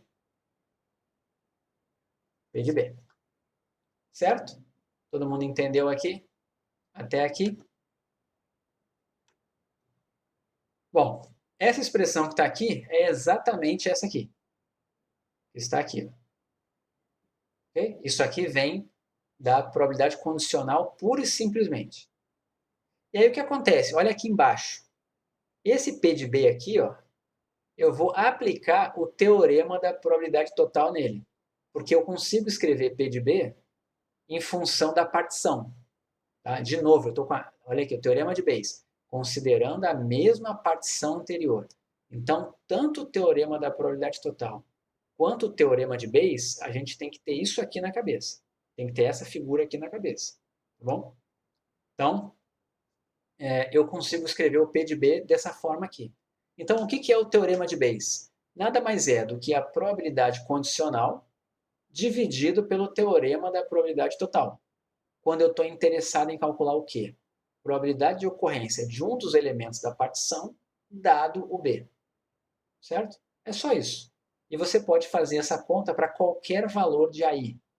Porque se eu tenho uma partição com N elementos, eu posso calcular N probabilidadezinhas aqui. Isso é o teorema de Bayes. Tá? Uma curiosidade sobre isso aqui é que o Bayes fez isso, ele era um reverendo, tá? Ele fez isso antes de existir estatística, só existia coisas muito básicas assim, existia probabilidade, mas não existia inferência estatística, né? E ele fez isso aqui, ele achou que fazia sentido matemático, mas ele achou que isso tinha implicações que ele não achava que poderiam ser úteis ou aceitas. Ele não publicou, ele morreu, certo? E uma pessoa depois dele, um dos pupilos dele lá, um dos aprendizes lá, pegou os textos dele, olhou, entendeu tudo, publicou depois da morte dele e publicou com o nome correto, né? Ele poderia ter se apropriado, né? Mas não. Ele publicou com o nome correto do Bayes. Então, esse artigo aqui, que saiu em 1763, é depois da morte do Bayes. O Bayes nunca soube que virou o pai da inferência bayesiana, por exemplo, ou que ele criou isso aqui. Tá? É uma coisa bem interessante. E vocês vão ver que isso aqui é muito útil para inferência como um todo, assim, né? Para tudo na vida. Isso aqui é muito importante. Muito, muito, muito importante. Tá? Que bom que vocês gostaram da curiosidade aí. Bom, vamos lá. Eu tinha dado em sala um exemplo que usava teorema de Bayes, só que a gente demonstrou ele sem falar em teorema de Bayes, tá? Dessa vez a gente vai fazer certinho. Olha só, no exemplo anterior, alguém poderia estar interessado na seguinte pergunta, né? Antes a gente perguntou, qual é a probabilidade de um trabalhador realizar um movimento pendular, certo? Foi essa pergunta que a gente fez antes. Agora é o contrário, agora eu quero saber o seguinte, para que serve o teorema de Bayes? Para eu descobrir probabilidades inversas aqui, ó, tá? Inclusive, um dos nomes que o teorema de Bayes é chamado, ele também é chamado de o teorema da probabilidade inversa. Por que isso? Porque você agora quer calcular a probabilidade do AI dado F. Você quer inverter isso aqui, certo? Alguém te forneceu o F dado A1 e agora você quer saber o A1 dado F. Entende? É para isso que ele serve. Então, o que está perguntando aqui? Dado que um trabalhador realiza movimento pendular. O que significa essa frase? Dado que um trabalhador realiza movimento pendular. Quer dizer que depois da barra você vai escrever F. Porque é dado que. Dado que isso aqui aconteceu. Você já sabe que ele realizou movimento pendular. Qual a probabilidade dele ser proveniente do município A5? Então, só para lembrar, é importante ter isso bem claro. Ele está perguntando ali assim, ele quer uma probabilidade, certo? É alguma coisa condicional. E ele disse, dado que fez movimento pendular, logo, dado que, fica à direita, fez movimento pendular. Qual é a probabilidade dele ser proveniente do município A5? Ele quer isso aqui. Notem que esse aqui é exatamente o contrário do que a gente tem no teorema da probabilidade total que está aqui em cima, né? Aqui era sempre alguma coisa dada a partição e agora é o contrário. Agora é um elemento da partição dado o evento que antigamente era de interesse. Ok? Então vamos voltar para cá. Como é que eu vou fazer essa conta? Teorema de Bayes. Eu acho que tem aqui a conta. Tá? Então vamos lá. P de A5 dado B. O P de A5 dado B, vamos olhar aqui para a fórmula, né? Vai ser, eu tenho agora que inverter, né? Então vai ser o P de F dado A5 vezes P de A5. Vamos ver se é isso mesmo, ó. Tá errado, né? Aqui não é B não, né? Aqui é F, foi mal, tá? Tem um erro aqui no slide, depois corrijam aí, tá? Eu vou corrigir também, mas aqui é F, tá? Então, dado que ele fez movimento pendular, é F. Tá? Então, aqui é probabilidade de fazer movimento pendular, dado que veio do A5, vezes a probabilidade do morador ser do A5, dividido pelo PF. E o PF a gente já tinha feito aqui, ó, 0,1325. Então, o denominador sempre vai ser o teorema da probabilidade total. Então, vai ficar a probabilidade dele fazer movimento pendular, dado que veio do A5, era 5% só. A probabilidade dele ser do A5 era 40% da população. Dividido por 0,1325, 0,15. Tá? Então, só cuidado aqui, tá? Com essa interpretação, tá? Por exemplo, aqui, né? Dado que ele mora no município A5, a probabilidade dele fazer movimento pendular é de 5% só. Mas dado que uma pessoa já fez movimento pendular, a probabilidade dele ser do A5 é 0,15. São coisas diferentes, não tem que dar igual essa probabilidade. Tá legal? Todo mundo entendeu a ideia? Aqui? Você pega o acaso. Agora aqui não seria mais você pega o acaso, porque eu já sei que a pessoa fez movimento pendular. Tá? Mas essa probabilidade que está aqui em cima é isso, né? Se você seleciona uma pessoa aleatoriamente do município A5, qual é a probabilidade dela realizar o movimento pendular? 5%. Ok? Foi isso que eu acho que o Júlio perguntou. Tá bom? Então, uma observação aqui, o denominador ele deve sempre ser obtido via teorema da probabilidade total.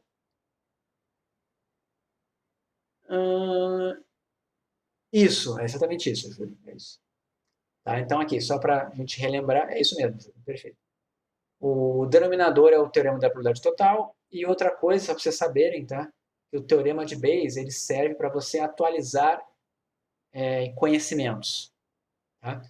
Porque você sai de uma situação em que você tem aqui, tá vendo esse P de AI aqui? É a probabilidade de uma pessoa ser do município I, nosso exemplo. E o que é esse cara aqui? É a probabilidade de uma pessoa ser do município I, dado que ela faz movimento pendular. Então, sempre que você incorpora uma informação adicional, tá? Você usa teorema de Bayes para calcular a nova probabilidade.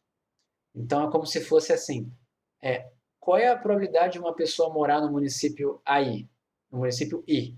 É a minha informação que eu tenho a priori, certo? E o que significa esse evento aqui? Probabilidade da pessoa morar no município I, dado que eu tenho uma informação adicional. Isso se chama informação a posteriori. Isso é o que determina e que define a inferência bayesiana. Tá? Então aqui tem um comentáriozinho sobre isso, mas que vai fazer sentido para vocês mais para frente no curso. Mas eu botei aqui porque é importante saber que tem essa relação com atualizar conhecimento. Tá? Depois eu vou mandar um artigo para vocês, pequenininho. Tá? O Júlio está perguntando quem é a priori e a posteriori. Depois eu dou detalhes disso, tá? Para não complicar muito a vida aqui. Tá? Depois eu falo em off. Bom, aqui tem o melhor exemplo para isso, tá? E eu vou agora replicar um que a gente fez em sala, tá? Só que agora a gente vai fazer ele e vai ser, acho que o último exercício que a gente vai fazer hoje. Eu não sei se vai dar tempo de fazer outro, acho que não.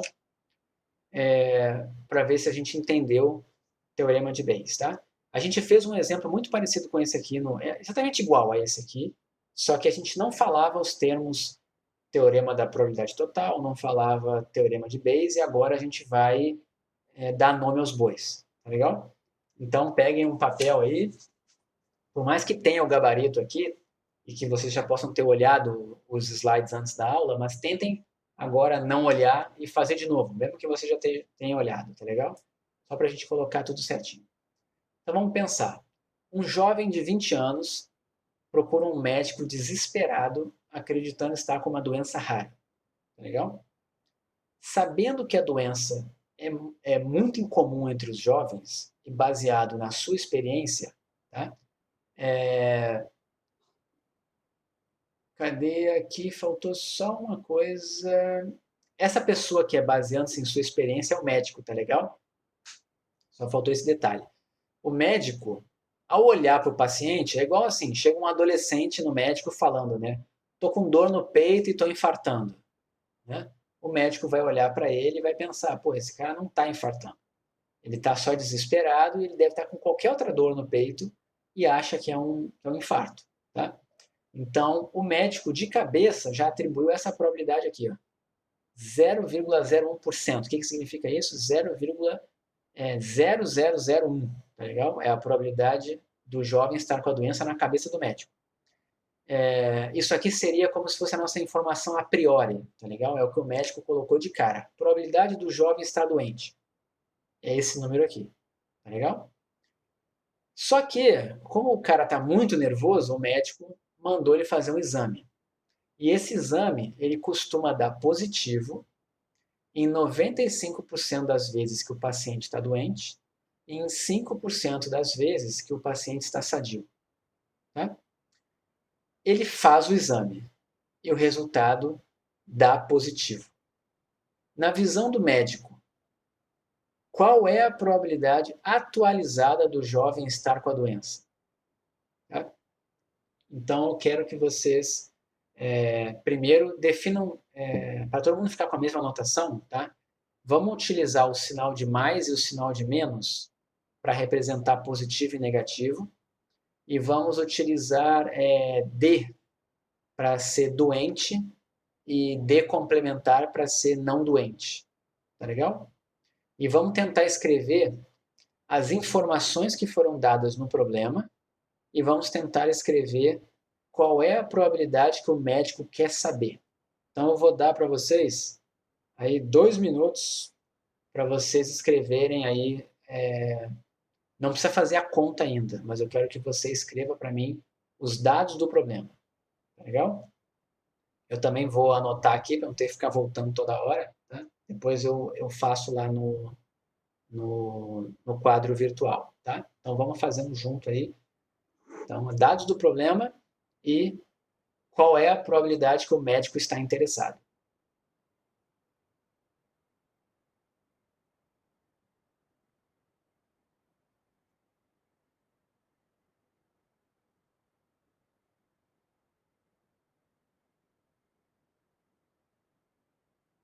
Se quiser falar, perguntar, estou ouvindo, tá?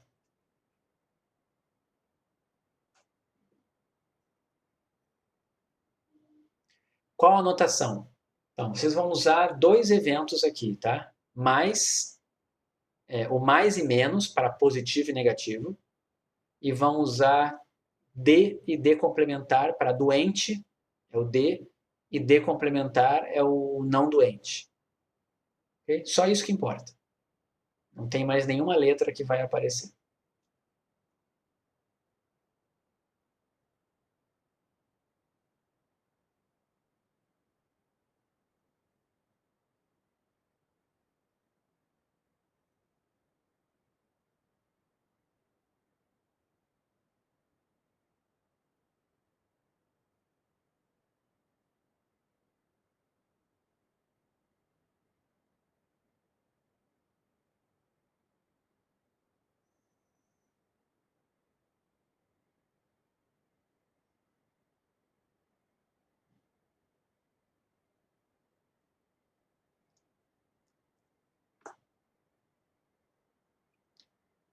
Quem acabar, vai botando aí para mim, ok, ok, só para eu saber que já escreveu. Tá?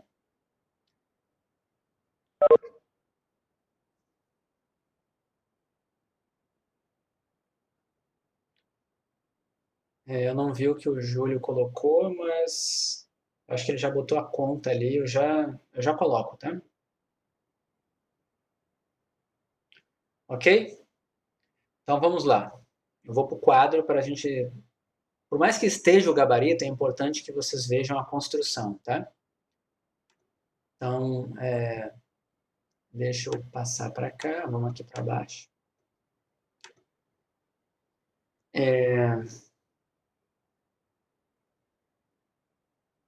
Não entendi. Bom, não tem problema, vamos lá.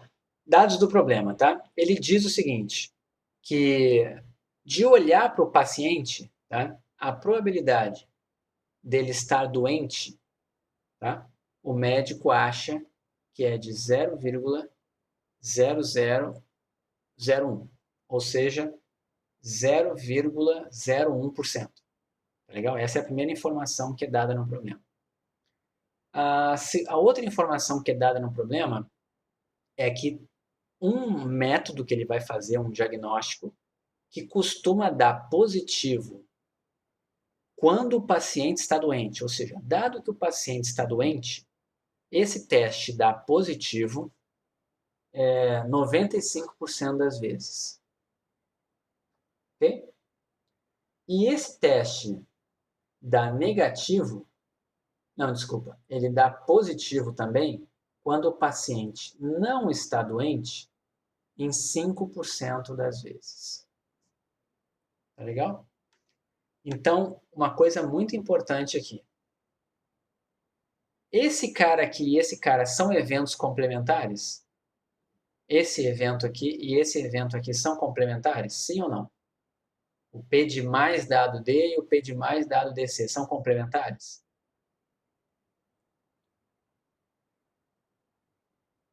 Metade das pessoas diz que sim, metade diz que não. Eles não são complementares. Tá legal?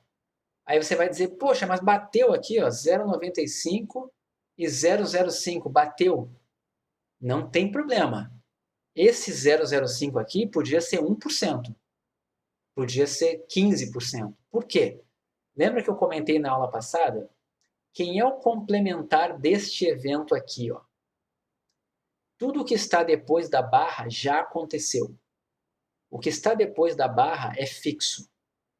O complementar de positivo dado doente, o complementar é negativo dado doente. Certo? Aqui embaixo, essa probabilidade de cima aqui, ó, é calculada num universo onde o cara está doente. Essa aqui de baixo é calculada no mundo invertido, onde o cara não está doente. Esses mundos são diferentes. Então, o complementar deste evento aqui, ó, é negativo dado não doente. E o complementar deste evento aqui é negativo dado doente. Então, por mais que aqui esteja somando 1, essas duas, é coincidência.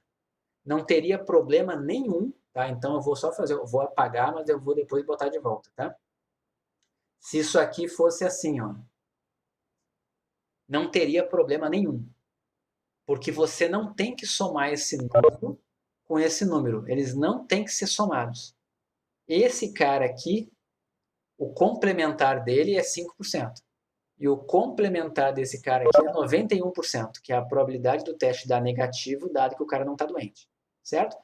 Mas não é isso aqui, né? No nosso problema, aqui não é 0,9, aqui é 0,5. Mas eu acho importante deixar assim para vocês terem certeza do que estão fazendo, tá legal? Pode confundir, mas é justamente colocado assim para eu testar vocês, tá bom? Então vamos lá. Esse aqui são os dados do problema. Consequentemente, a gente tem os complementares, né? Probabilidade do paciente estar doente, 0,9999. Probabilidade do teste dar negativo dado que ele está doente, 5%. Probabilidade do teste dar negativo dado que ele não está doente, 95%. São probabilidades que vêm dessas aqui pelo complementar. Tá? E agora, o que o médico quer saber? Foi dito que o resultado deu o quê? O resultado deu positivo. A grande questão é, o cara está doente? Certo? Então, essa aqui é a grande questão. E por que a gente está falando aqui de informação a priori e informação a posteriori? Tá? Que é informação antes e informação depois, né? Porque no começo, só de olhar para o cara, o médico pensou, pô, essa doença é rara em jovem. Então o cara não está com essa doença. Probabilidade baixa. Mas aí ele consegue uma informação adicional. Que informação adicional é essa? O cara fez um exame e o resultado deu positivo. Quer dizer que o cara está doente? Não. Por que eu sei que o cara pode não estar doente? Porque olha como é que é o teste. A gente viu aqui, ó. Pode acontecer do cara não estar doente e o teste dá positivo assim mesmo. Isso acontece 5% das vezes. Okay? E pode acontecer do teste ter dado positivo porque o cara está doente. Aí sim, isso acontece toda hora. O médico vai tentar atualizar essa probabilidade. Provavelmente vai aumentar a chance do cara, do médico, vai aumentar a chance do cara estar doente, porque ele tem agora um exame que está meio que deu positivo, né? Vai aumentar esse valor aqui de 0,0001 para alguma coisa, mas quanto que vai aumentar? Pode ser que ainda continue baixo. Tá? Então, essa é a conta que tem que ser feita e vai ser feita via teorema de Bayes. Tá legal? Por que eu sei que é teorema de Bayes? Qual é a grande dica aqui, né? Olha o que o problema nos dá. O problema nos dá probabilidade do resultado do teste, ou seja, positivo e negativo, dado doente não doente. Isso eu tenho dado no problema. E agora eu quero encontrar a probabilidade do inverso disso. Ou seja, o D dado o mais. Sempre que alguém der para você uma condicional e pedir uma probabilidade do inverso, é teorema de Bayes. Ok? Essa é a dica para vocês. Só que como é que vai fazer essa conta? Então, deixa eu só apagar esse pedacinho aqui. E vamos escrever a nossa formulazinha do teorema de Bayes aqui, tá? Aliás, se alguém aí, eu vi que algumas pessoas já fizeram a conta, né? Aqui agora é só aplicação de fórmula, tá? Então, vamos fazer junto, tá legal? Aí a gente, depois desse exemplo, a gente encerra a aula, tá? A gente já fez isso na aula, mas agora eu vou colocar as fórmulas direto, tá? Pelo teorema de Bayes, isso daqui vai ser, no numerador, vai ser probabilidade, aí inverte, de dar positivo, dado que está doente, vezes a probabilidade de estar doente, sobre o que vai embaixo. Embaixo, eu vou colocar em duas partes, tá? O que está embaixo aqui nada mais é do que a probabilidade do teste dar positivo. Tá? Porque isso aqui é P de A dado B, e isso é igual a P de A inter B sobre P de B, certo? O P de A inter B está aqui em cima e o P de B está aqui embaixo. Uma coisa interessante, tá? que é bom vocês terem bem claro na cabeça também. Se eu perguntasse para vocês qual é a probabilidade do teste dar positivo, vocês não têm que olhar para cá. Isso aqui não é a probabilidade do teste dar positivo. Isso aqui é a probabilidade do teste dar positivo, dado que você tem uma informação adicional, que é do cara estar doente ou não. Se você não sabe se o cara está doente ou não e quer saber a probabilidade de dar positivo, o que você usa para calcular isso? Ninguém está respondendo, mas é teorema da probabilidade total. Tá? Então, isso daqui, isso. Em cima vai ficar a mesma coisa e embaixo vai ficar o quê? Embaixo eu vou escrever esse P de mais aqui como sendo daquela forma que a gente viu para o teorema da probabilidade total. O P de B, agora o meu mais é o B, né? Então isso aqui vai ser, é o meu P de, só um pouquinho, deixa eu botar um somatório na frente. Vai ser somatório, certo? De, não precisa somatório, são dois termos só, né? Então eu vou colocar o somatório aberto, são só dois termos. Vai ser o P de B, que no meu caso é positivo, dado que está doente, vezes probabilidade de estar doente, mais o segundo termo do meu somatório, porque a minha partição agora é só doente e não doente, só tem dois casos. Os meus AIs aqui é só doente e não doente. Aqui, probabilidade de dar positivo, dado que não está doente, vezes a probabilidade de não estar doente. Tá? E eu vou colocar aqui em cima, eu vou repetir, deixa eu só terminar essa linha aqui, eu vou repetir o de cima, porque é importante vocês perceberem isso aqui. Notem que o numerador do teorema de Bayes sempre vai aparecer embaixo também. Tá? Sempre. Então, quando você for fazer o teorema de Bayes, um dos termos do denominador sempre vai ser o que está em cima. Tá? É só para a gente, uma regrinha mais prática para vocês não errarem a conta. Tá? E esses números aqui estão todos dados no problema. Quem é P de probabilidade de dar positivo dado que está doente? 0,95. Probabilidade de estar doente? 0,0001. Aqui a gente já fez, agora aqui. Probabilidade de dar positivo dado que não está doente? 5%. Probabilidade de não estar doente? 0,9999. Ok? E fazendo essa conta aqui, deixa agora eu fazer assim, né? Porque alguém tinha me pedido da outra vez. Vamos ver se eu consigo colocar aqui na tela. É só isso aqui mesmo, né? Enfim, é isso aqui. Agora sim eu vou lá para os slides, porque lá tem um gabarito, né, de quanto que dá essa conta. Então vamos lá. Aqui estão os dados do problema, aqui está a conta. Deu... Alguém achou algo diferente ou foi impressão? Acho que não, acharam isso aqui sim, né? 0,001897. Tá? Então o que significa isso? Antes do exame, o médico achava que que o jovem tinha essa probabilidade de estar doente. Depois do exame, aumentou para isso aqui. Aumentou significativamente? O que vocês acham? Aumentou ou não aumentou? Aumentou, né? Isso aqui, tipo, é mais do que 10 vezes maior. Mas ainda, mas se você é o médico, você ainda acha que o cara está doente? Ou com aquela doença? Ou você ainda acha que, não, provavelmente ele deve ter caído naquele erro. Ele deve ter caído no erro do exame. Ok, eu já tô, entrou uma pulguinha atrás da orelha. Mas eu ainda acho que esse cara é um falso positivo, certo? Então, o que eu poderia fazer com esse paciente? Mais um teste. Se você fizer mais um teste, você vai fazer a mesma conta. Imagina agora que ele faz um teste 2, ok? Esse 0.001897 vai se transformar nesse cara aqui, ó. Aí o médico vai usar a informação assim: qual é a probabilidade do paciente estar doente? Já não acho mais que é esse número aqui. Eu já acho que é esse aqui. Aí ele faz um novo resultado que dá positivo de novo.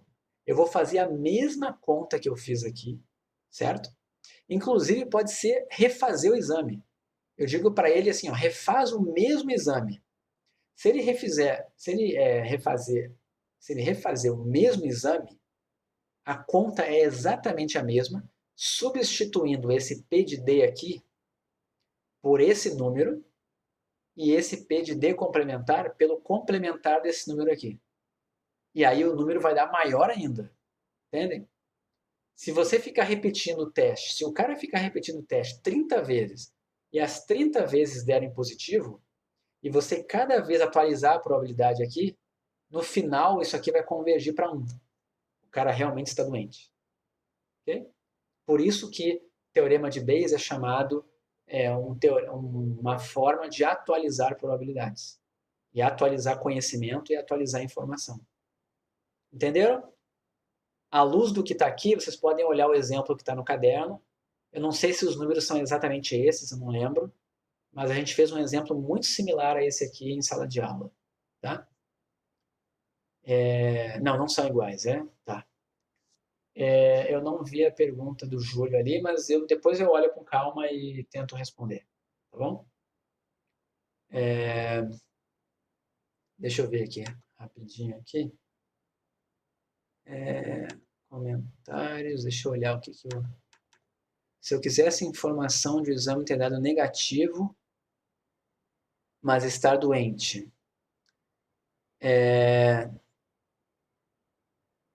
Tá, ok. Vamos lá. Essa pergunta é interessante. O Júlio perguntou aqui o seguinte, né? Se você quisesse essa informação aqui, ó. Deixa eu colocar aqui um outro caso. Vamos vir para cá. Se o resultado tivesse dado negativo, seria isso aqui, ó. A probabilidade dele estar doente dado negativo. Ok? Aí o que ia mudar? Na hora de fazer o teorema de Bayes, então vou voltar aqui para a formulazinha de cima, né? Tudo aqui que está positivo ia virar negativo. Aqui ia ser probabilidade negativo e aqui ia ser probabilidade negativa. Então, consequentemente, aqui seria negativo e aqui seria negativo e aqui seria negativo. Essa seria a diferença. Ok? Então, vamos voltar aqui. Agora é o seguinte, eu vou deixar para vocês fazerem esses 3 exercícios que estão aqui. Tá? Não vai dar tempo de eu fazer aqui com vocês em sala, mas eu vou deixar para vocês fazerem em casa. Tá legal? E a gente tira a dúvida deles no final na aula que vem. Tá bom? Então, tem 3 exercícios aqui e eu quero que vocês façam eles. Tá bom?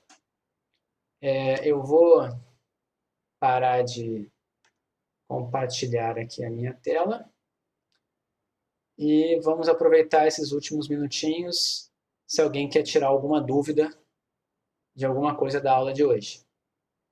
São 4 ou só os 3? Não, são 3. Os slides, eles estão no repositório, sempre vão estar no repositório, e eles também estão lá no Moodle, tá? E acho que é só isso, né? Eu projetei rapidamente aqui agora, né? Mas vocês têm eles lá no. São 4? Nem eu lembro. Deixa eu olhar aqui. 1, 2, 3. Ah, é. São 4. Foi mal. São 4. Eu tinha preparado 4 exercícios e tinha esquecido. Então, não, são 4. Eu vou fazer o seguinte, para não confundir, eu vou colocar de volta aqui, eu vou compartilhar minha tela de volta e vou colocar aqui para vocês verem. Tem esse aqui também, tá? Então, deixa eu voltar aqui. Esse aqui é o primeiro, tá? Que é o de chutar questões em prova. Tem esse segundo aqui que não tem muita aplicação prática. Tem um terceiro que envolve urna e tudo mais, mas ele tem uma coisa curiosa, sendo que a última pergunta aqui, não sei se vocês vão conseguir fazer, mas eu acho que vocês vão saber a resposta, mas não vão saber fazer a conta. Tá? Mas pensem nele. E esse último aqui é interessante para vocês estudarem a questão de independência. Não, não é para entregar. Tá? Não se preocupe, não é para entregar, é para aprender. Tá? Lembrem que o aprendizado aqui vai depender muito de vocês, tá? Então, não vou corrigir, até porque é fácil de achar isso aqui. Isso aqui foi tirado também de livros, então tem nos livros da disciplina. Tentem fazer. Se vocês encontrarem ele em algum lugar feito, tenta fazer primeiro e depois, olha lá, caso não consiga, olha a resposta. Tá bom? E agora, se vocês quiserem tirar dúvidas, tá? Podem ficar, mas já é 10 horas, né? Eu vou encerrar e E aí eu vou parar de gravar aqui, e aí depois quem quiser sair, tá ok, eu vou ficar mais uns minutinhos aqui, caso alguém quiser falar comigo, mais uns 10 minutinhos, mas não é nada agora planejado para aula, ok? Então eu vou parar de gravar aqui e depois eu vou colocar no YouTube a aula, tá? Estou parando.